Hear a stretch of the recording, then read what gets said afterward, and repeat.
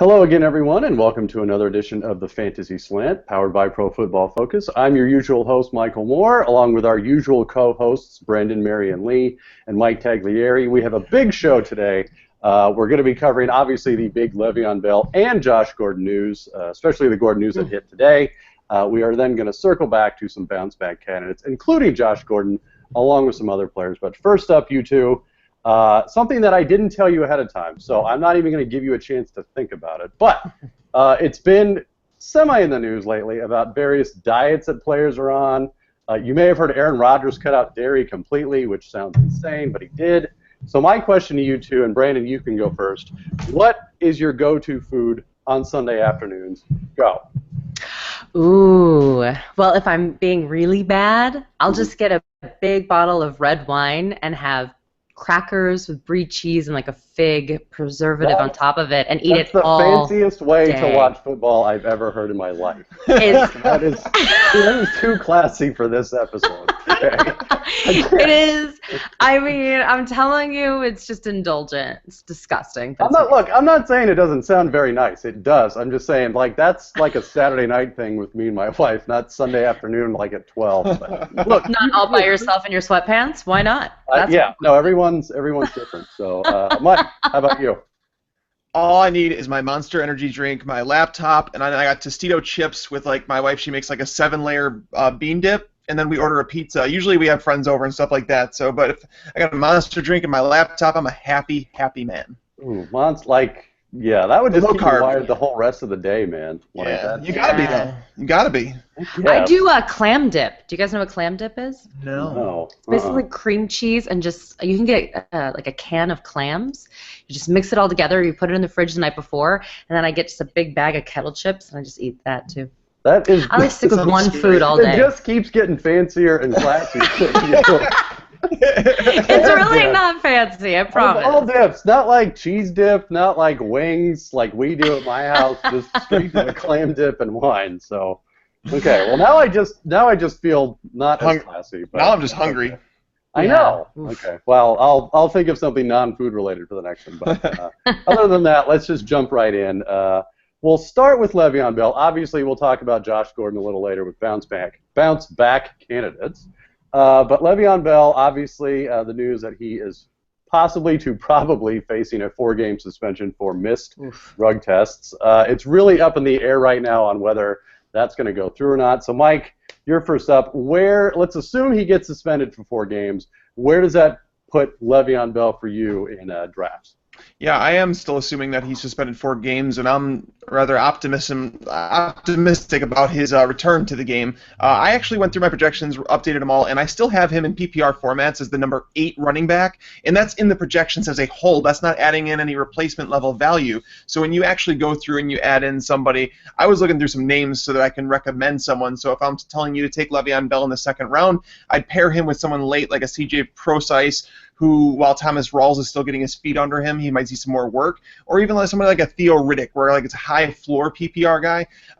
Because Le'Veon Bell, I mean, if you do it on a points per game basis, he's still my number 1 running back. I don't think D'Angelo Williams scares me very much. This is a guy that's never scored fewer than 7.8 PPR points in a game, and never fewer than 5 standard fantasy points in a game. The guy's a stud when on the field, and I mean, it's not like it's a 4-game injury that he's coming back from. It's a 4-game suspension. So Le'Veon Bell, I think in any case, he's getting extra time to heal up. So I'm okay with the suspension. I actually just traded for him. More, I know you're a Dynasty guy. I traded away Jamal Charles and a late 1st-round pick in 2017 for Le'Veon Bell. So I bought with this news kind of surfacing, and the owner wanted to sell him. I was actually curious to get your takes on that. Yeah, and we talked a little bit on Twitter. I mean, I think the reason why people view them as close as they do, at least in my opinion, is their running backs. It's the position itself, which is so replaceable, and there's just not anyone that you can get in a dynasty anyway for 10 years. I mean, Adrian Peterson is the lone exception, and you've got guys like Matt Forte, but again, those are the outliers. You know, I mean, if we were talking quarterbacks, that you had one who was 4 or 5 years younger, and the older one was coming off the 2nd ACL, I think that would be a completely different story. But with running backs, it's a little closer. But yeah, I mean, I think I'm with you, Mike. I think we're still optimistic. What about you, Brandon?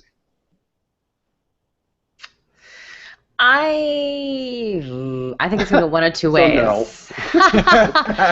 I think it's going to one of two ways. I think that either they're going to say this is a contract year and we're going to run him into the ground, or they're going to say we need you to earn your spot back. But either way, they're going to punish him. I don't think this is going to go without some serious coaching oversight. You know what I'm saying? I think that they're going to say either this is happening or this is happening, but we own you until you're done with this contract, and I'm going to make sure that this happens.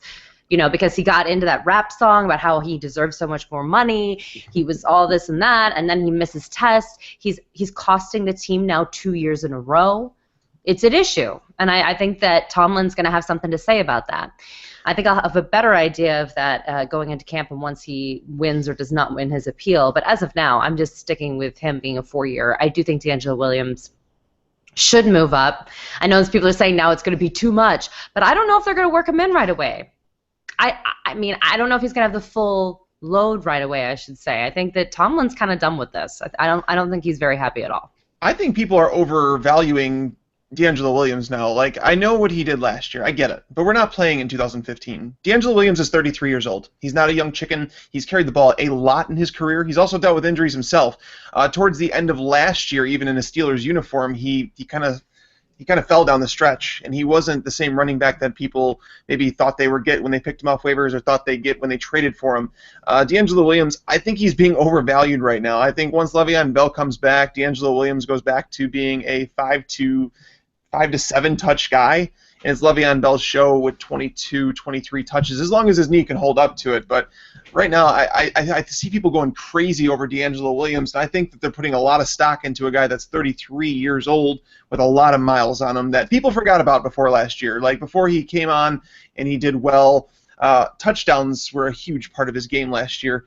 But you're talking about a 4-game sample. I'm not going to pay top dollar for somebody like DeAngelo Williams this year. Well, but see, he hasn't had that much tread on his tires. He had 200 exactly carries last year, and then he hadn't had over 200 carries except for 201 carries in 2013, unless you go all the way back to 2009. He's in the best shape of his life. You could still get him late. He's not going that early. I mean, he's the best handcuff of all time. He's the gold standard. And Le'Veon Bell can't stay healthy. He's the guy who's had all the injuries and all the tread and wear. I mean, I'm not saying that this is definitely going to happen. I'm saying I'm watching to see what happens with this appeal. I want to hear from Mike Tomlin what's going on. I just have a feeling Mike Tomlin is not a happy camper, and that makes me a little nervous. Again, it could mean that he gets driven into the ground, though. They might be like, oh, Le'Veon, let's see how long this knee holds up as we give you 1,000 carries per game. Possible. But something made me think just now that I didn't think before, but if you've got Le'Veon Bell that did this well in this offense when he was healthy and around, and then you've got DeAngelo Williams who did that well in this offense when he was healthy and around, that kind of tells me it may be the offense, not necessarily the player. And that's not to say Le'Veon Bell isn't a great player. He obviously is, and he's obviously better than DeAngelo. But what that tells me is, and maybe to your point, Brandon, they don't really care what happens to Le'Veon at this point because it's like, you know what, screw it. If you're not going to take this seriously, we're not going to take it seriously. And look, I'm not going to say they're looking ahead and they're like going to draft a running back real high in the draft next year, but what it does tell me is, look, they can get by with replacement level, which I would agree with DeAngelo Williams is. He finished 4th in fantasy points last year at running back. I mean, whether it's a combo of the offense and the player, I mean, it wasn't all DeAngelo last year. We can agree on that. It wasn't like, hey, he's some superhuman that can do that in any offense. It's the offense built around him. So,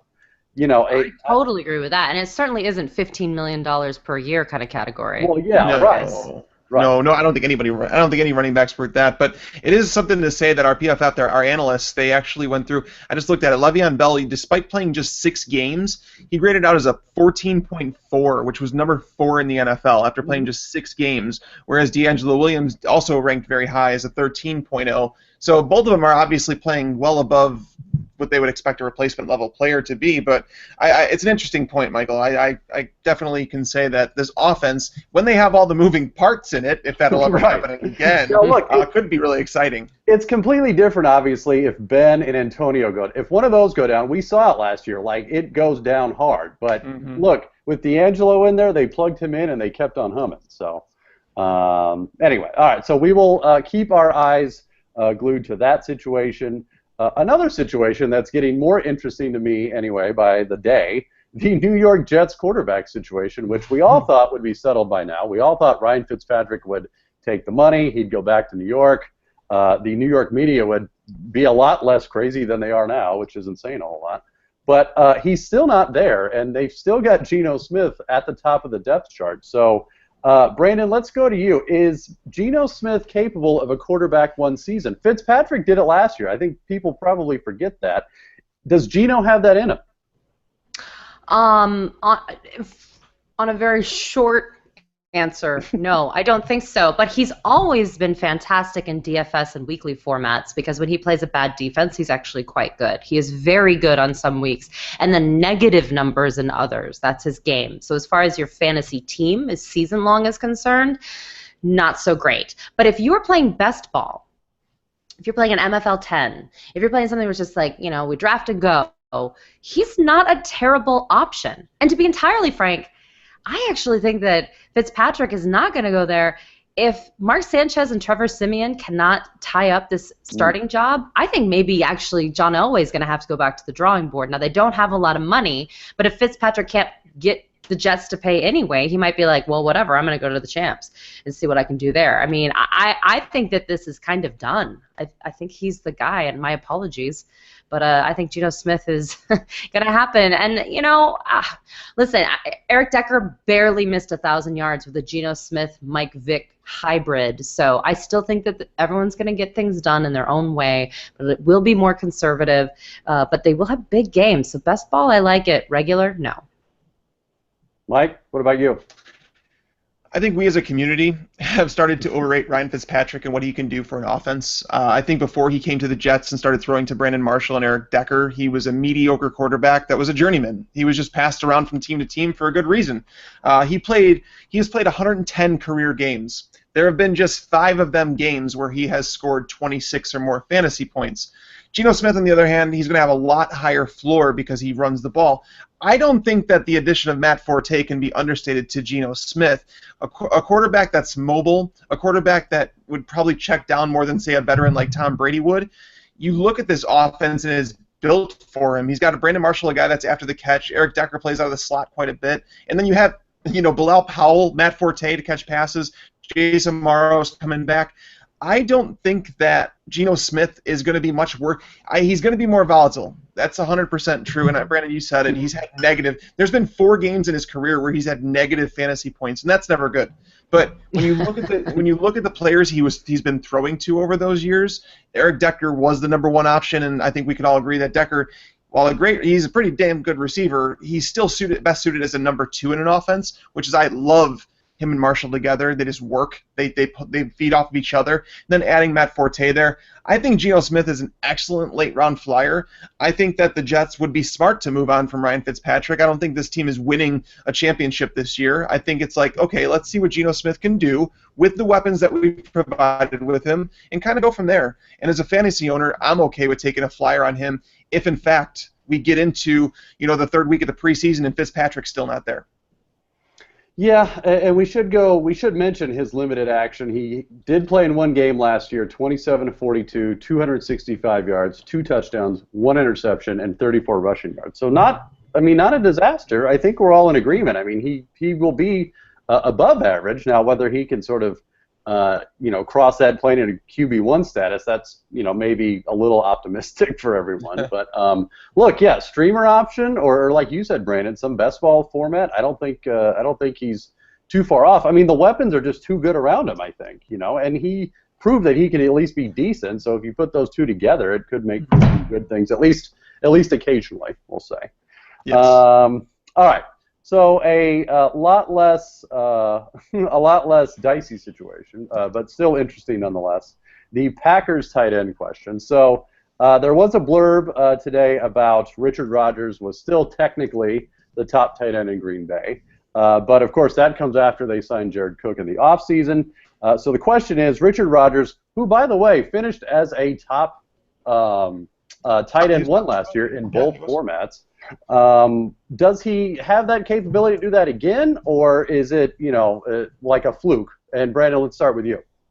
I've been a Richard Rodgers believer since the beginning. I have never bought into the Jared Cook narrative. I think that it's bizarre. Every year we have to talk about Jared Cook, and every year I tell people not to draft him, and I've never regretted that decision. Literally never.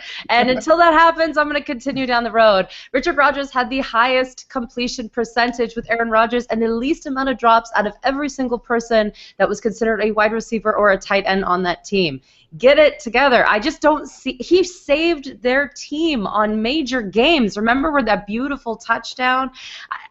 I just feel like Richard Rodgers, if he focuses, is going to win this job straight up. I think Aaron Rodgers trusts him, the Rodgers connection. I like it. I just feel like when you're talking about looking back at a season that was marred with really weird play, right? You know, they tried to move Randall Cobb around. That was just a disaster. Losing Jordy Nelson was just beyond the pale. Eddie Lacy came in out of shape. I think that threw everyone for a loop. They thought, well, at least we could run the ball. And then all of a sudden Eddie Lacy's like, well, I don't know. So I think that if it looks like all cylinders are go, right, except for that, Ty Montgomery, Jared Cook, again, being on the PUP list, and Jordy Nelson being there, it makes me a little nervous. But I still feel like if Jared Cook's on the PUP and Richard Rodgers is continuing to improve, I don't know how they don't give him the job. He was the best performer out of all those receivers last year. So, Mike, my question is, and if I'm assuming you agree that Richard Rodgers is still the top tight end there, correct? I kind of viewed them as 1A and 1B, and I think it's funny though. So the public perception between these two is kind of odd because a lot of people are tying it to Rodgers being the wider tight end of the two, and that he's the better run blocker, and that Jared Cook is the better pass catcher. It's actually flip-flopped, where Jared Cook's actually a top 12 run blocker in the league, whereas Richard Rodgers is not very good run blocking, which is an issue with Green Bay because their offensive line was so bad last year. So unless you see a whole bunch of two tight end sets, it's hard to envision either of them having this massive fantasy impact. And that's not saying anything against Richard Rodgers' talent, because I think that, if he was the lone tight end, if they didn't sign Jared Cook, I could totally understand. I can get on board with him being, in that top 15, top 12 conversation. My issue, though, is that no Green Bay in the history of PFF stats has seen more than 91 targets, and then so add up all the targets that the tight ends get in Green Bay, they have not topped 109 since 2009. So therefore, when you're trying to divvy up these targets, it's an issue. So even if you say, Richard Rodgers is going to have 70, and then we're going to give Jared Cook 30, which is a really low number, it's still tough to get into those top 12 tight ends with 70 targets as a tight end. The magic number, I actually did a piece on this with PFF, stating you want a tight end to get to 82 targets. That is the target mark you want to aim for when projecting your tight end, because if they get 82 targets, they have a 91% success rate of finishing as a top 12 fantasy tight end. So that's something I did a lot of research on. So when you look at the situation, a lot of people are like, oh, Jared Cook's that upside pick. Unless Richard Rodgers gets hurt, I don't see very much upside at all. And even if he does get hurt, I'm calling low-end tight end one numbers similar to Richard Rodgers last year. Well, so I guess the big question is, how does Jordy's return affect those numbers, right? I mean, he didn't barely. He was a borderline tight end one last year. He mainly made it up because of the 8 touchdowns. I mean, he only had 58 catches for 500 yards. Yep. So I can't imagine those yardage numbers improving, whether it's because of Cook or because of Nelson. And I got to imagine the touchdown numbers going down now with Jordy coming back. So to me, that's the bigger story is, hey, Jordy's coming back. There's not going to be a whole lot of room for Richard Rodgers to, magically find some red zone targets there. Is that about right? Yes. And no matter who their number 3 target is, whether it be Devontae Adams, whether it be Ty Montgomery, Jeff Janis, it's going to be better than it was last year in the number 3 slot. So yes, no, Aaron Rodgers plays the game a specific sort of way. Nothing's going to change much. Jared Cook's not going to change that much, if at all. So no, I'm not buying either of these as not even a top 15 option as of right now. Well, and he was considered one of the top receivers in St. Louis, and yes, laugh because it was St. Louis, but he only had 481 yards and 2 fumbles, only 1 touchdown last year. So I think that the expectations are, I think the expectations on Richard Rodgers is already low, right? But I think that we need to take down the Jared Cook excitement. I just don't think that that's going to happen. Okay. Yeah, I think I think we're all in agreement. It was a nice year, Richard Rodgers, but probably don't bank on that again for this upcoming year. So. No, but for a best ball again, he is Mr. Random Touchdown. Right. And he's going at the very end. Yeah, no one thinks he's going to be the starter. Well, and look, and that's not to say that if Jordy goes down again, or if Randall Cobb gets hurt or something like that. I mean, Richard Rodgers is the natural guy to take that place. So, all right. Well, coming up, we will look at some bounce back candidates, including the big Josh Gordon news. But before that, we're going to take a quick break, and be right back. All right, welcome back, everybody. Now, the big news for today, obviously, was the Josh Gordon unsuspension news, where he will be coming back after 4 games. He would be returning in Week 5 of this season, assuming he can stay out of trouble. He shows up to practice, is a good little boy. I don't know what the rules are in place for that, but it set fantasy Twitter into a frenzy, because that does mean, at long last, Josh Gordon will be making an appearance, hopefully sticking around for a while. So that sort of ties into our episode this evening about bounce back candidates. I know, Brandon, you called dibs on Josh Gordon, so why don't you fill us all in? No, I just think, let's be honest here. We all have no idea what kind of shape Josh Gordon's in, or if he's ready to go. And by shape, I mean football shape. It's very different than working out at the gym. It's very different. It's the other reason why I hate rumors in July. If they're not wearing pads yet, I have no interest in who can catch the ball. Okay, way to go. You can work out at a gym. But I think that what's exciting about this is that he is entering a Hugh Jackson offense that made A.J. Green even more A.J. Green-esque. I actually think A.J. Green has a lot of talent on his own, and I think he would have done well anywhere. But I think Hugh Jackson has a special skill with these receivers and with these quarterbacks, and I'm hoping that either RG3 or Josh McCown can get it together. But, it's impossible to ignore 2013. And we can sit here and say, well, it's been a really long time since then, but it was a long time since he played in only 14 games, put up 1,646 yards and 9 touchdowns, because it's the Browns. But the point is that 1,600 yards in 14 games, that's insane. Now, I don't think he's necessarily going to do that, but do I think he's going to put 1,000 yards and possibly double-digit touchdowns? Yes. Yes, I do. But I don't think this is bad for Corey Coleman. I actually think this helps him, because who wants to be a rookie double-teamed in the NFL your first year out? On the Browns. On the Browns, yeah, exactly. So I actually think this helps Corey Coleman in a way. I think he was maybe getting overdrafted. I think his ADP will drop, and I still think that they think he's going to be the most reliable receiver on the team, so I think they will give him the work, and I don't hate him going into this. But I can't help but be a little excited. But people taking him in round 3, you're crazy. To me, he's not even close to a round 3 guy. So. All right, Mike, are you crazy or not crazy? I'm not crazy. I don't think I am anyways. But does anybody that's crazy really know that they're crazy? No, I've already had a lot of people asking me on Twitter about Josh Gordon, where I'd feel comfortable taking him. Yeah. And honestly, right now, he's a bench wide receiver with upside for me. I don't.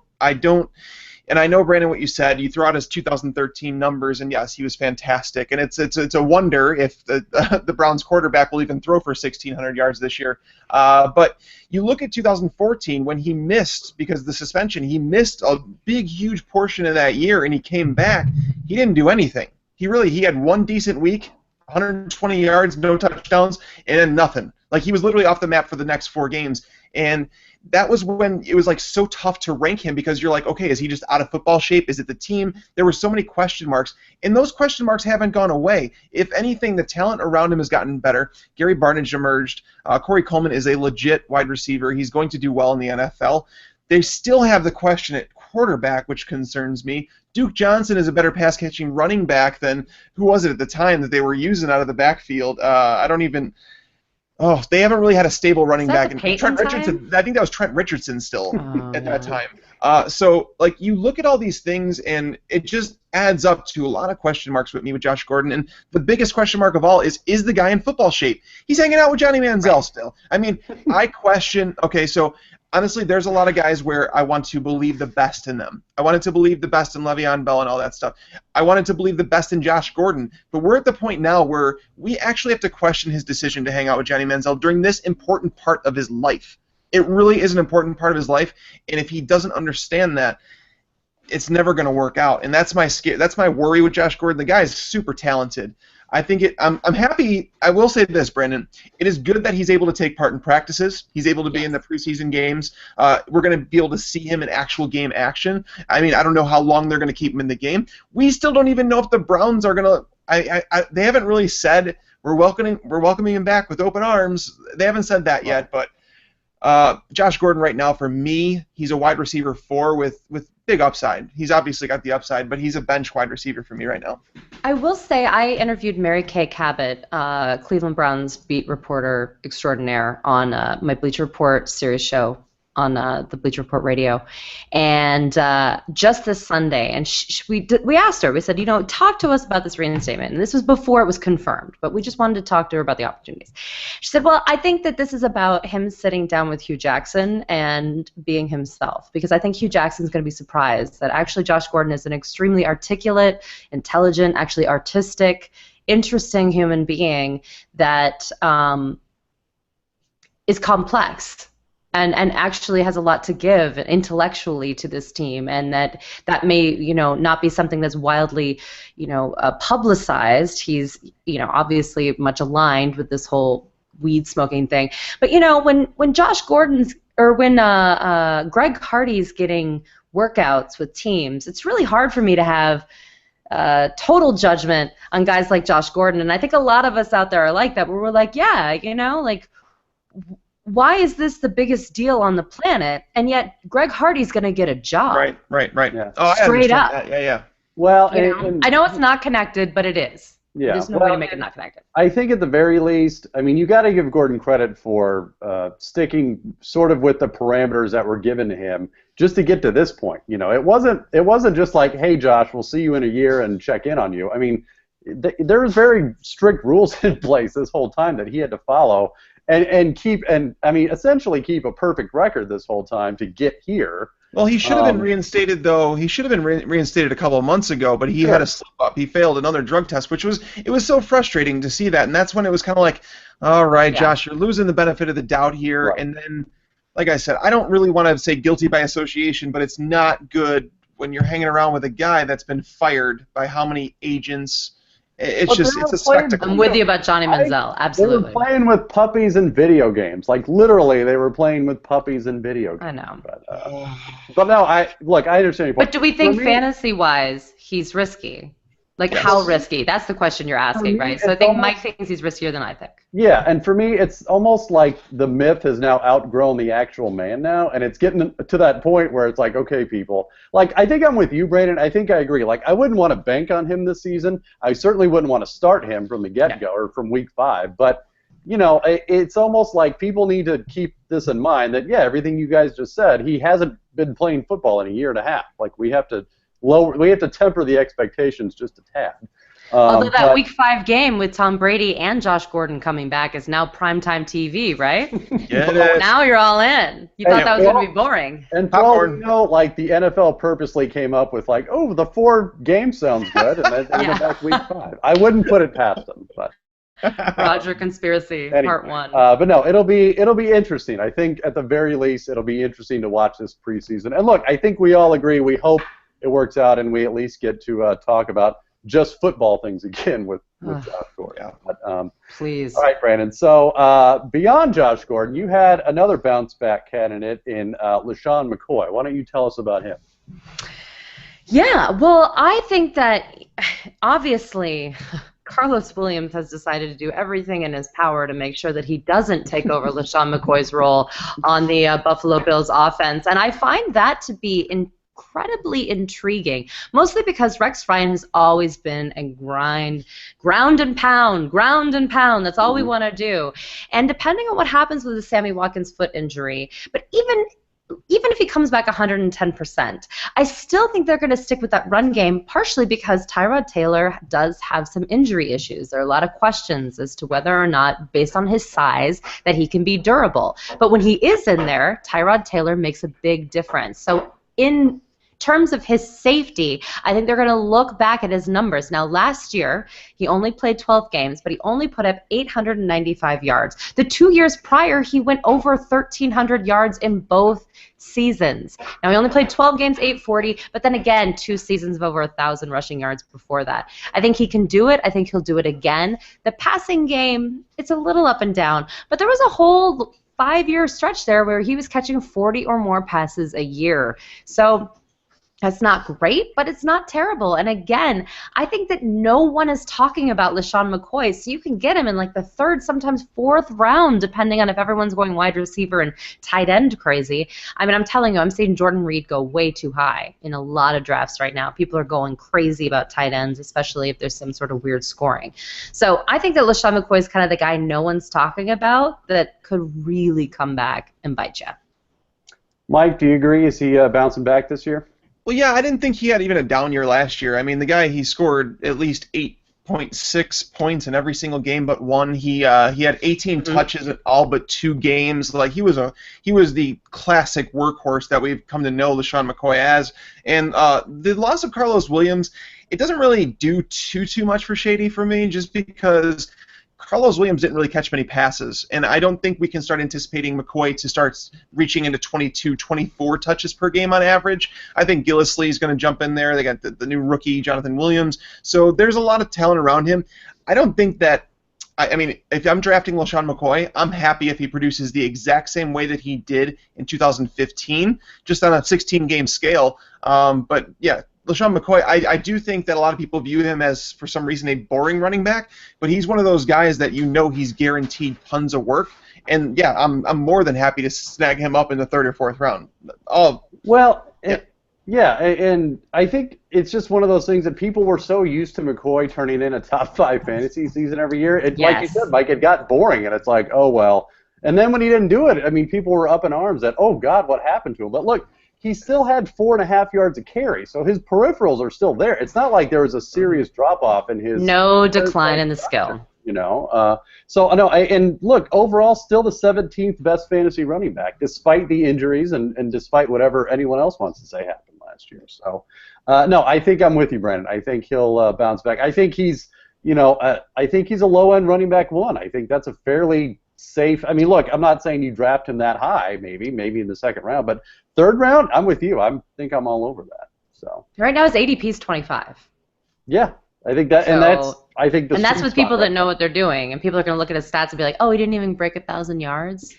Like no one's talking about him. They're not going to be like, "Oh, well, it was only 12 games," and get it together. But I think people would be look. If you went stud at receiver the first 2 rounds and got McCoy as your top running back, okay, I think I can live with that. Yeah. All right, Mike. I want to move on to a player you wanted to talk about who.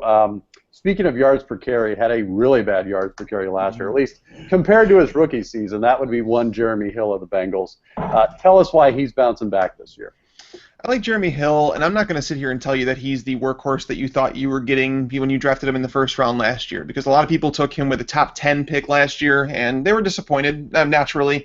But Jeremy Hill, what I can say I like about Jeremy Hill is this offseason he's kind of dedicated himself to getting in shape and making sure that he's on top of his game. He's not sitting here and saying, well, guys, it's not a Mike Evans situation where he's like, well, guys, I had 12 touchdowns. I mean, how bad was my year really? No, he knows he played poorly, and honestly, he got better as the year went on. If you look at it, in the first 11 weeks of the season, he didn't top 63 yards rushing. It was pathetic. He was terrible. Relying on touches. He was. Yes, and as the year went on, he got better and better, where he topped 86 rushing yards in 3 of the final 6 games. Now, on top of that, Gio Bernard, I know there's so many people on the hype train for Gio Bernard, and it's slowly catching steam here, but I'm not on that train, and I'll tell you why. Because the Bengals signed him. Yes, they gave him the extension, so everybody's like, oh, that means they believe in him. No, I think they believe in a 2-back system is what I think. And I think that Gio Bernard, they realized he's not the guy that can carry a load either. That's why they drafted Jeremy Hill. All right, so you're looking at a ceiling of Gio Bernard last year. That's kind of his ceiling for me. I don't see him getting many more touches than that. As the year went on, he stumbled. First 10 weeks, he averaged 5.5 yards per carry. The last 7 weeks, 3.3 yards per carry. He buckled. He is not a workhorse running back. Jeremy Hill, he's being drafted outside the top 24 running backs, and he's a guy that's guaranteed to get 230 carries and then, maybe 15, 20 receptions. That might go up a little bit this year with all the weapons that they've lost in the passing game, but Jeremy Hill is a fantastic running back to target if you're going to go early wide receiver heavy. Brandon, do you agree? Yeah, I do. For the most part, I feel like this sounds terrible emotionally, and for the individual, I'm really upset that he fumbled during the playoffs. Yeah. For fantasy, I think that's driven him all off season. Yeah.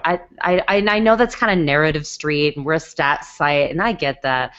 We also brought me in here to bring in some narrative street, and I'm telling you that I believe that actually has something to do with it. And when you talk to him, he says that. He has nightmares about fumbling in that playoff game. Yeah. Now, I personally don't blame him as much as the defensive players who lost their minds with all those penalties.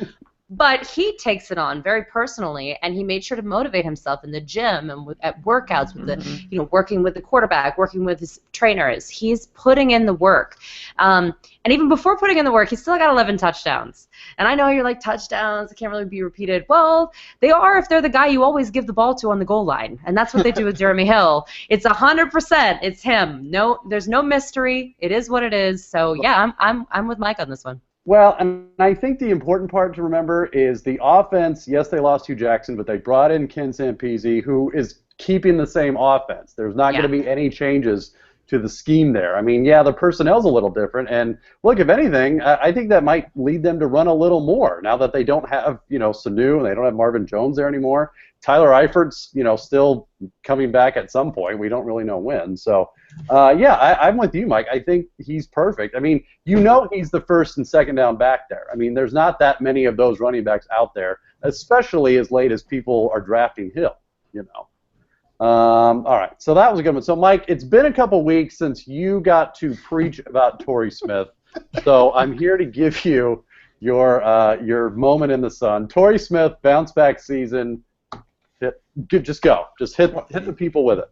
Torrey Smith, 100%. He's a bounce-back candidate, and he's been ever since you realized that once Chip Kelly came there, the hype should have started for Torrey Smith. It didn't for some reason. I think people expected the 49ers to go a wide receiver early in the draft. They didn't do it. So Quentin Patton, you're not a number one receiver. Bruce Ellington, you're not a number one receiver. DeAndre Smelter, you're on the roster bubble.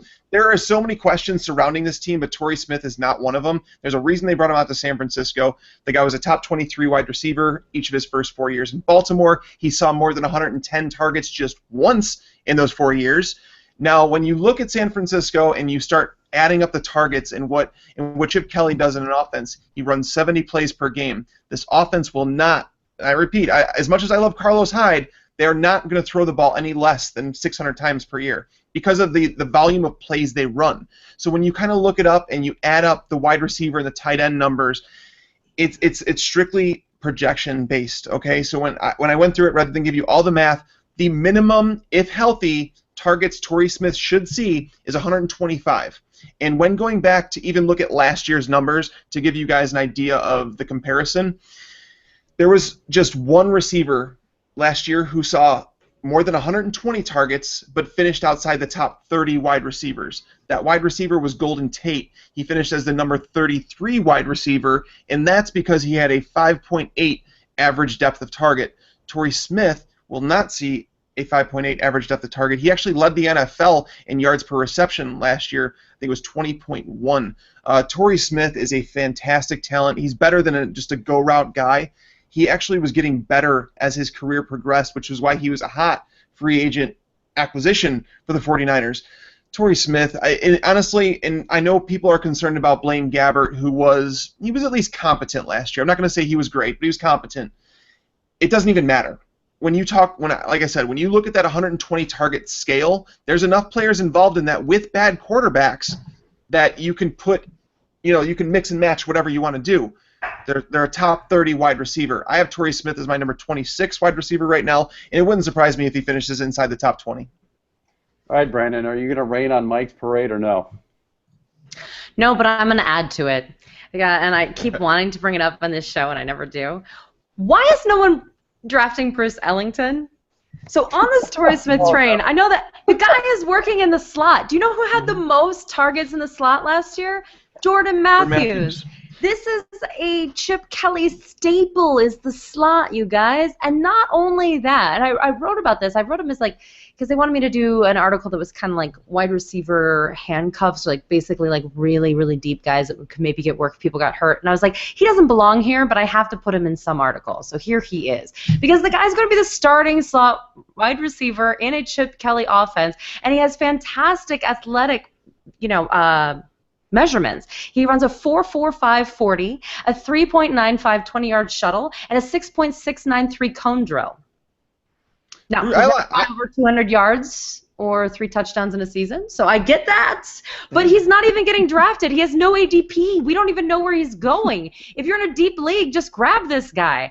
And on that, sure, grab Torrey too, but don't take him too high. People are going a little crazy. I feel like it's either you're taking him too high or he's dropping to like the abyss. Man, Bruce Ellington is like the deepest bounce back candidate I think anyone could have had. I love it. This type I of love it. So. I'm with you. I don't understand. I'm with you 100%. My only concern for Bruce Ellington is like the beating that the slot receivers take over the middle of the field, and Bruce Ellington's not a very big guy, so it's going to be tough for him to take that beating. So I think that Vance McDonald's going to eat up some of that role too, but I love it. There's so many players in this 49ers team that are being undervalued just because it's going to be a bad team. But this volume is going to be there, and when in fantasy you're looking for volume, there's so much that can be had from Chip Kelly. Regardless of your feelings about him as a head coach, he's a great offensive coordinator. Well, there's so many deep leagues. Take him in a deep league. I'm not saying take it in your regular standard 12-team league. You guys aren't drafting right now. You got a couple months. But if you're in like a best ball, you're drafting 30 people, why would you not take Bruce Ellington? Yeah. Mm-hmm. Well, and you kind of touched on it, Mike. I mean, people got to remember that, yes, the 49ers had this stigma of being real run-heavy and all that stuff. But that is all out. I mean, Harbaugh's gone. Tom Sula, thank God, is gone.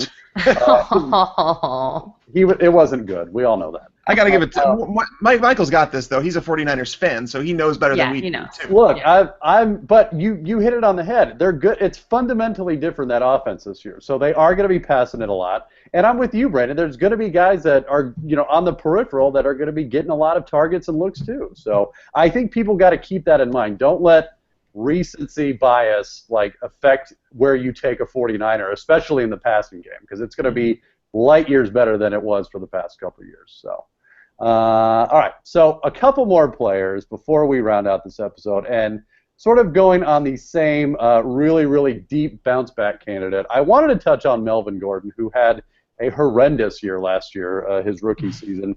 184 rushes, 641 yards for a cool 3.5 yards per carry, and 0 touchdowns for the entire season. So, look, either way, it's pretty impressive that you had that kind of utility for the entire season. But look, it's sort of like Jeremy Hill. He's worked extremely hard this offseason.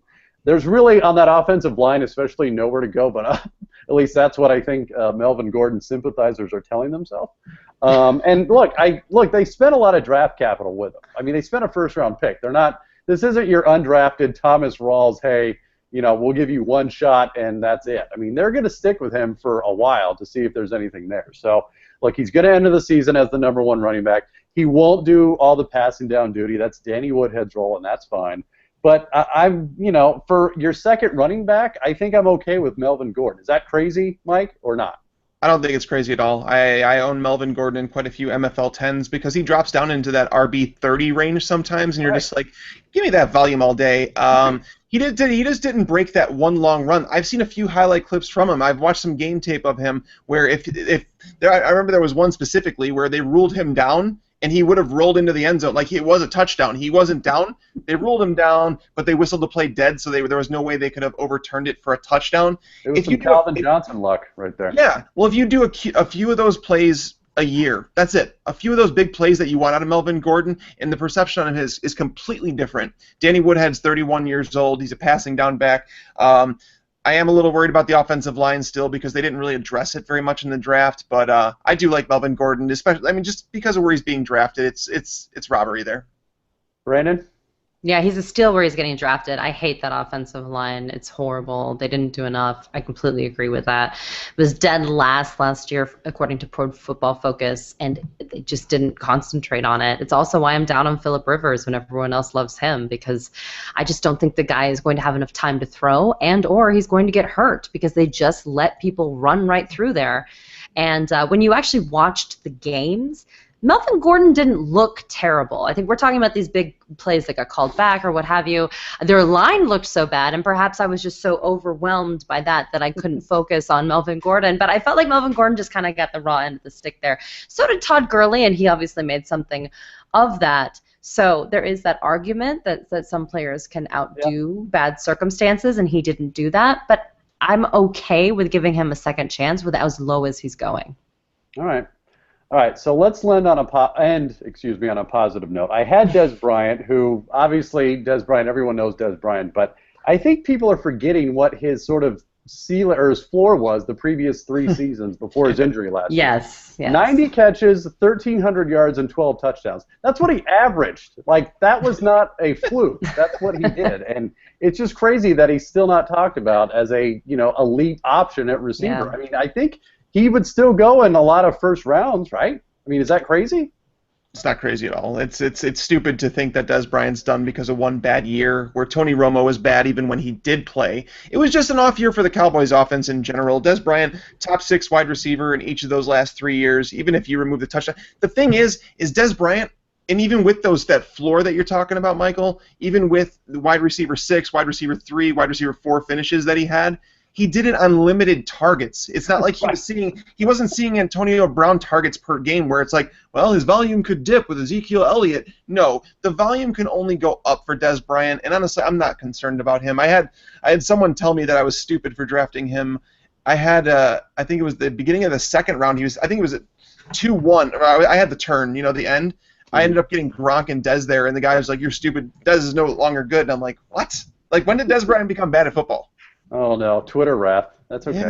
Yeah, everyone is so smart there. Right? Geniuses everywhere. I would say I think he's dropping because of the Tony Romo fear.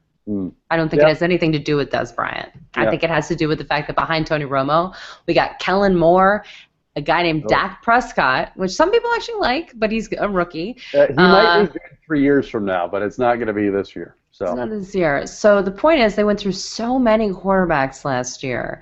4. And I remember, believe me. I lived it.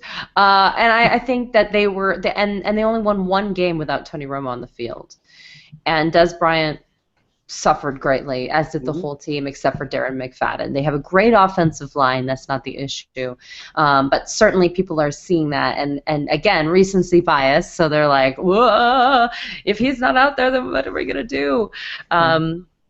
It's Romo. I don't think it has anything to do with Dez Bryant. And for that, I can't make you feel better because I don't know. Yeah. I wish they would have gotten a veteran backup in the offseason. That would have made me feel better. Yeah. If they had Josh McCown, no problem. Ryan Fitzpatrick available. That's right. But it's sort of one last thing that you had mentioned, Mike. People, and you brought it up, some people think bringing in Elliott means, they're not going to pass it as much.